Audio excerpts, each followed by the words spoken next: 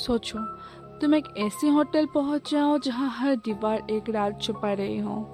एक सुनसान इन, एक पुरानी विच की कहानी।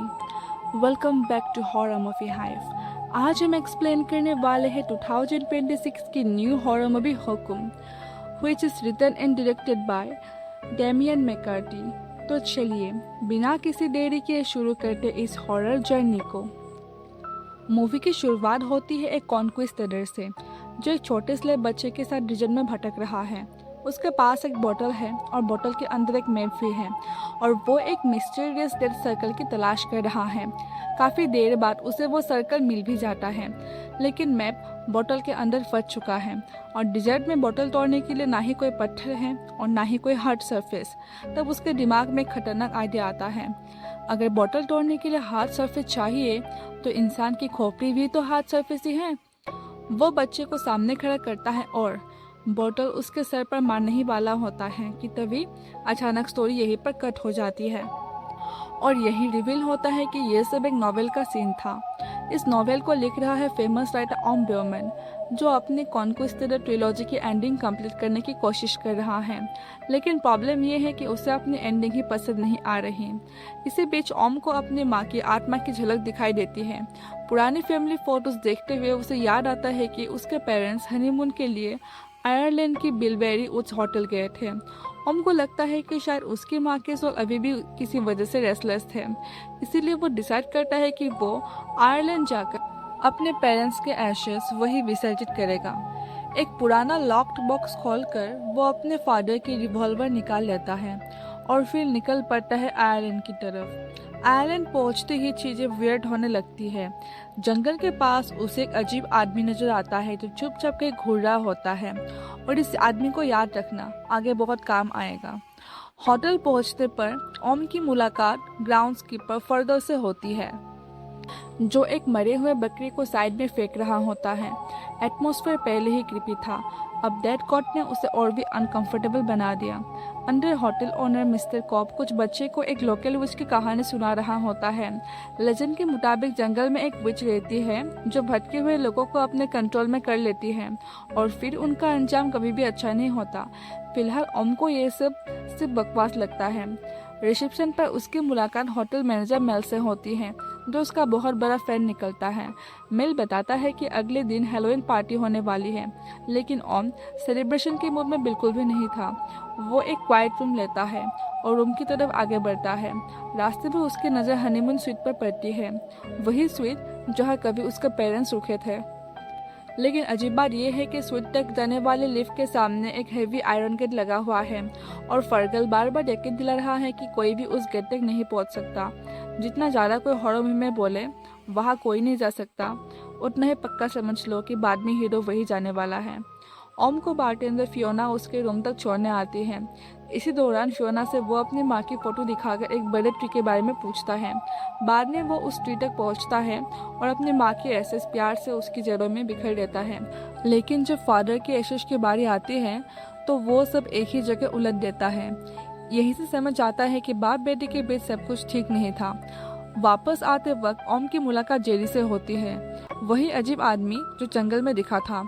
Jerry mushroom mix God milk P के हाई रहता है और ओम को भी ऑफर करता है, लेकिन ओम मना कर देता है।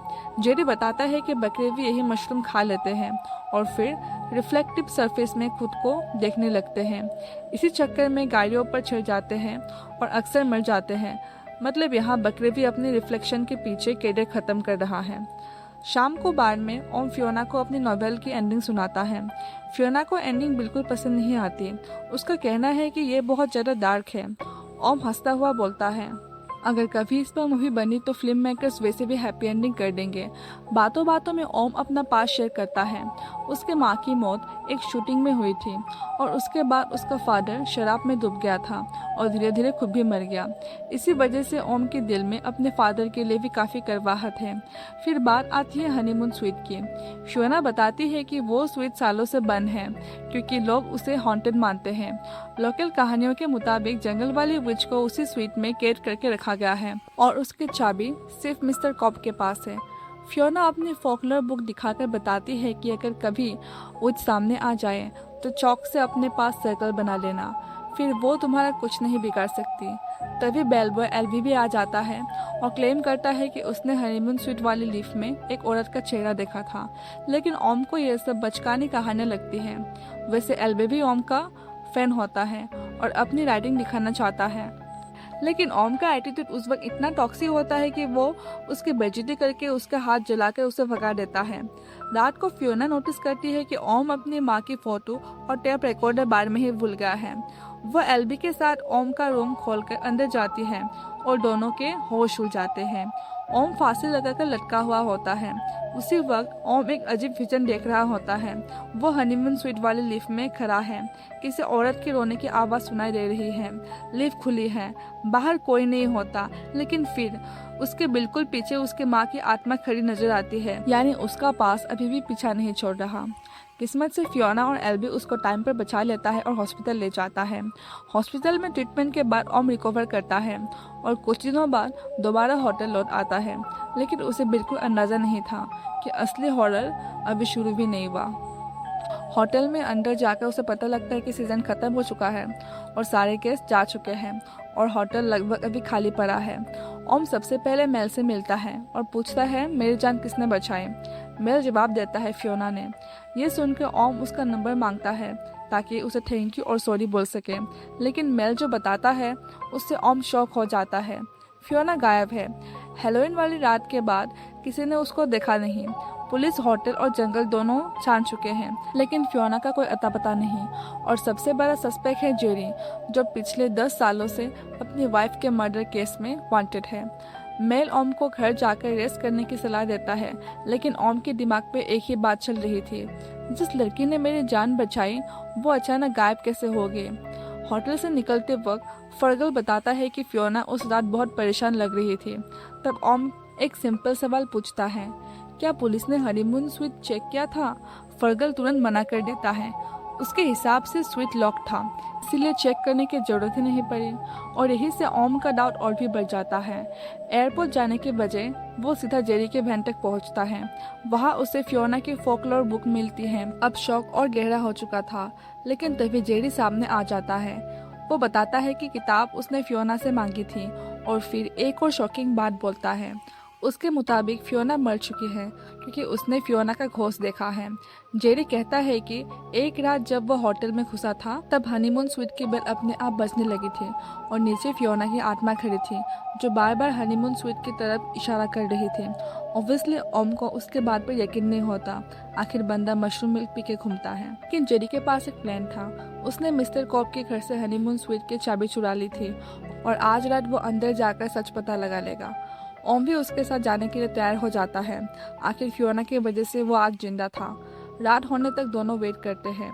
इसी दौरान जेरी अपनी डेड वाइफ की स्पीड वाली स्टोरी भी सुनाता है। ओम को उसकी एक भी बात पर भरोसा नहीं होता। दोनों की बहस चल ही रही होती है कि होटल से आखिरी गाड़ी भी निकल जाती है और फिर दोनों होटल के अंदर घुस जाते हैं, लेकिन अंदर जाते ही सब गड़बड़ हो जाता है। फर्गल अचानक जेरी पर हमला कर देता है, उसे बेहोश करके बांध देता है और वैन में डालकर पुलिस स्टेशन ले जाने लगता है। ओम बच जाता है क्योंकि वो छुपकर सब देख रहा था और अब पूरे होटल में सिर्फ ओम अकेले रह गया था। तभी हनीमून स्वीट की बेल बजती है।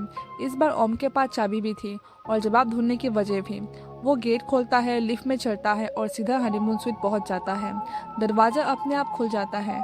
रूम पुराना, सुना सुना और काफी क्रीपी लग रहा था। ओम पूरी जगह सर्च करता है, लेकिन फियोना का कोई निशान नहीं मिलता और फिर थक कर वही सो जाता है। लेकिन यहीं उसकी जिंदगी का सबसे बड़ा राज सामने आता है। उसकी माँ को किसी क्रिमिनल ने नहीं मारा था। बचपन में ओम ने अपने फादर की रिवॉल्वर चुरा ली थी। खेलते खेलते ट्रिगर दब गया और गोली सीधा उसके माँ के चेहरे पर लग गई। माँ उसके कंधे पर गिर पड़ी और वही उसकी मौत हो गई। यानी जिस लड़की की वजह से उसकी माँ की मौत हो गई थी वो लड़का खुद ओम था। इसी गिल्ट ने सालों से उसका पीछा नहीं छोड़ा। इसी वजह से उसे बार बार अपनी माँ की आत्मा नजर आती थी और शायद इसी वजह से उसने सुसाइड भी करने की कोशिश की थी। अब ओम का पास तो पूरा क्लियर हो चुका था, लेकिन फियोना का मिस्ट्री अभी भी बाकी था। सुबह मेल हनीमून स्वीट में पहुंचता है और ओम को वहां देखकर घबरा जाता है। वो बार बार कहता है कि नीचे चलो, लेकिन तभी ओम की नज़र एक छोटी सर्विस लिफ्ट पर पड़ती है। मेल उसे रोकने की पूरी कोशिश करता है और हॉरर मूवीज का एक रूल है, जितना कोई सीक्रेट छुपाने की कोशिश करे उतनी ही क्यूरियोसिटी बढ़ जाती है। जैसे ही लिफ्ट ऊपर आती है सच सामने आ जाता है। लिफ्ट के अंदर फियोना की लाश पड़ी होती है, हेलोइन वाले रेबिट कॉस्ट्यूम में। यानी फियोना पूरे वक्त हनीमून स्वीट के नीचे छिपाई गई थी और मेल शुरू से सब कुछ जानता था। और फाइनली फियोना के साथ क्या हुआ था उसका सच सामने आता है। फियोना प्रेग्नेंट थी और उस बच्चे का फादर था मेल। हाँ, वही मेल, मिस्टर कॉप का सॉन इन लॉ। प्रॉब्लम ये थी कि मेल पहले से शादीशुदा था और उसके 3 बच्चे भी थे। उसका फियोना के साथ अफेयर चल रहा था। मेल चाहता था कि फियोना अबॉर्शन करवा ले, लेकिन फियोना तैयार नहीं थी। और अगर ये बात कॉप को पता चल जाता तो मेल की लाइफ का गेम ओवर पक्का था। इसीलिए हेलोइन वाली रात में मेल ने फियोना के चाय में स्लीपिंग पिल्स मिला दी। फियोना बेहोश हुई और मेल उसे हनीमून स्वीट में ले गया था। फिर डम वेटर लिफ्ट के थ्रू उसे बेसमेंट में भेज दिया। सबसे स्केरी बात, नीचे से ऊपर आने का कोई बटन ही नहीं था। यानी फियोना लिटरली एक ट्रैप में फंस चुकी थी। और जब ओम ने लिफ्ट को ऊपर बुलाया तो उसमें फियोना की लाश मिली। उसका चेहरा ही बता रहा था कि उसने मरने से पहले कितना दर्द झेला होगा। लाश के पास ओम को एक टेप रिकॉर्डर भी मिल जाता है और इसी टेप रिकॉर्डर में पूरी मिस्ट्री का जवाब छुपा था। रिकॉर्डिंग में फियोना सब कुछ रिकॉर्ड कर रही थी, जस्ट इन केस। उसे पूरा यकीन था कि वो बच जाएगी, लेकिन वो रूम से नहीं जिंदगी से ही बाहर निकल गई। अब ओम को समझ आता है कि जेरी का जो थ्योरी था वो बिल्कुल सही था। किसी ने चाबी चुराई, फियोना को सूट में फंसाया और फिर चाबी वापस रख दी। और वो कोई बाहर वाला नहीं था, वो था मेल। लेकिन मेल को अभी एक बात का अंदाजा नहीं था कि फियोना उसका पूरा सर्च टेप रिकॉर्डर में रिकॉर्ड करके चली गई। ओम रूम से बाहर निकलने का रास्ता ढूंढता है, लेकिन वो हर तरफ से फंस चुका था। और तब शुरू होता है असली हॉरर। कभी किसी औरत के रोने की आवाज़, कभी उसके माँ की झलक और कभी टीवी पर अजीब चीज़ें। फिर टेप रिकॉर्डर चल पड़ता है। फियोना की रिकॉर्डिंग में सिर्फ एक ही बात बार बार सुनाई देती है, नीचे कोई है। यानी फियोना की मौत के पीछे सिर्फ मेल नहीं था, कुछ और भी था। बचने की उम्मीद में ओम बेसमेंट पहुंचता है। वहां उसे पुराने लोगों की चीजें लटकती हुई मिलती है, जैसे किसी ने उन्हें ट्रॉफिस की तरह संभाल कर रखा हो। और फिर उसका सामना होता है एक विच से। इसी बीच ऊपर मेल अपना फाइनल प्लान एक्टिवेट कर देता है। वो पूरे होटल में आग लगा देता है ताकि ओम और जेरी दोनों मर जाएं और सारा ब्लेम जेरी पर आ जाए। लेकिन जेरी को एक बैड फीलिंग आती है और वो वापस होटल लौट आता है। फियोना ने उसे सिखाया था बैड फीलिंग को कभी इग्नोर मत करना। इधर विच ओम के बिल्कुल करीब पहुंच चुकी होती है, लेकिन तभी ओम को एक बात याद आता है फियोना की। फियोना ने एक बार उसे बोला था कि अगर कहीं भी विच का सामना हो तो एक चौक से अपने चारों तरफ एक सर्कल बना लेना, तब विच तुम्हारा कुछ भी नहीं कर पाएगा। और ओम यही करता है और वो विच से बच भी जाता है। लेकिन पूरा होटल आग और धुएं से भर जाता है और दूसरी तरफ वो विच मेल को अपने साथ बेड़ियों से बांधकर हेल में ले जाता है। तभी ओम के सामने उसके माँ की आत्मा नजर आती है।